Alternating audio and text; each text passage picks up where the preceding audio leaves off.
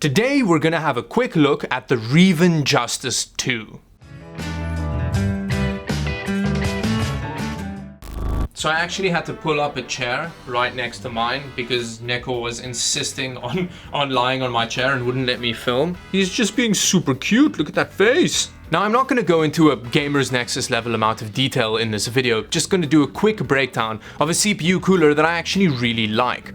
Now I got an email the other day from my friends over at Reeven asking if I wanted to check out the new Justice II cooler.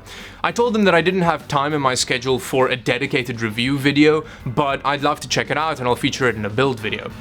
They sent it over, and after unboxing it, I decided, yeah, I actually do want to do a quick overview of this cooler because I do really like it. I think it's a really awesome product. Now, first things first, it looks really awesome. It's got this kind of like black plate on the top and the rest of it's silver. It's a fairly plain design, but I really like it. It doesn't have an RGB fan or anything like that, and again, that adds to the appeal for me. When actually mounting this cooler, it's really easy to mount. In fact, it's the easiest mounting cooler I've ever had to deal with. The actual backplate is really easy to mount, and then you just kind of screw the cooler to that. Now, it does have clips to attach the fan to the cooler, and I hate all clips on all CPU coolers, but they actually designed these clips really well because it's got a little hook, so you can like clip it into place, which means that the actual clips don't fall around the whole time, which makes it a lot more convenient than any other clip implementation I've seen before. Another thing that this cooler does really well is RAM clearance. So as you can see, the cooler is actually kind of offset a little bit to the side. So then once you have the fan on, it is fairly symmetrical. But that kind of offset design means that you have a huge amount of RAM clearance, and that RAM clearance also makes the fan easier to get on. Now let's get into the cream cheese on top of the cake of every CPU review, which is how does the cooler actually perform?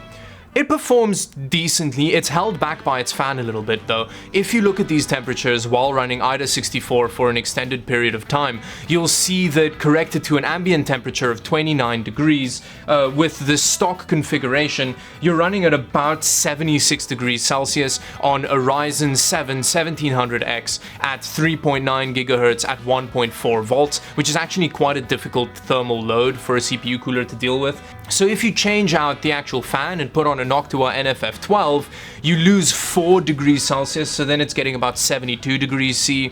I tried it with Noctua thermal paste as well compared to the stock thermal paste. That made no temperature difference at all, which is good. It means that Reeven gives you a gram of pretty good thermal paste, which is a plus. Now obviously, these results don't mean anything without proper context, so I decided to compare it to my all-time favorite CPU cooler, the Coolermaster Hyper 212 Black Edition. Now the Black Edition is a little bit cheaper than the Reeven, and when I compared it with the same Noctua NFF12 fan on, it actually performed 1 degree better. That's pretty good, and that kind of skews against the Reeven Justice II quite a bit. But then when I tested the Hyper 212 with its stock fan on, one thing that I realized was, wow, this Coolermaster cooler is actually really noisy, and I haven't really thought about the noise levels on the Justice II. So I popped the stock Justice II with its stock fan back on the test bed, did a synthetic test, and realized this thing is really quiet. Like, it's whisper quiet. And this becomes especially evident while you're gaming. So while playing PUBG for an extended period of time, I was getting about 51 degrees Celsius with the same CPU and same thermal load, which is, in my opinion, pretty good. Like, that's a decent result. And I couldn't hear the cooler. Honestly, it's this distance away from me. It's like right there, and with no case panels or anything in the way, the only thing that I could hear was coil whine from the GPU.